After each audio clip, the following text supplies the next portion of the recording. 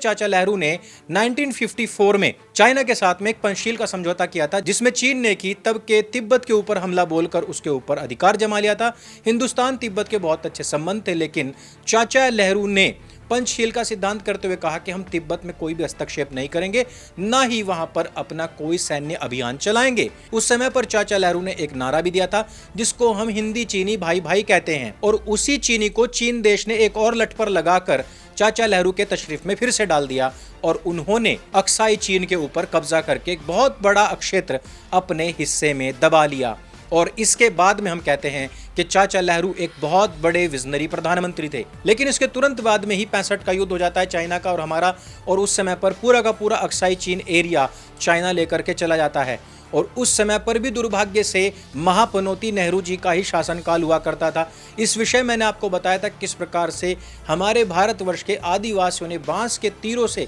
China के लोगों का सामना करते हुए अपना शरीर त्याग दिया, बहुत बलिदान दिया। लेकिन नेहरू जी का क्या है, वो तो अपने अंडमान निकोबार द्वीप समूह एडवीना जी के स्थान विशेष में घुसाने को तैयार बैठे थे और वहां पर उनके गुलछर्रे चल रहे थे। ऐसे में पूरे हिंदुस्तान को शर्मसार कर देने वाला एक वाकया होता है जब महावीर त्यागी जी और नेहरू जी का संसद के अंदर झगड़ा होता है, जब वो कहते हैं कि मेरे सिर के ऊपर भी कुछ नहीं उग रहा तो क्या इसको भी काट कर मैं चाइना को भेज दूं।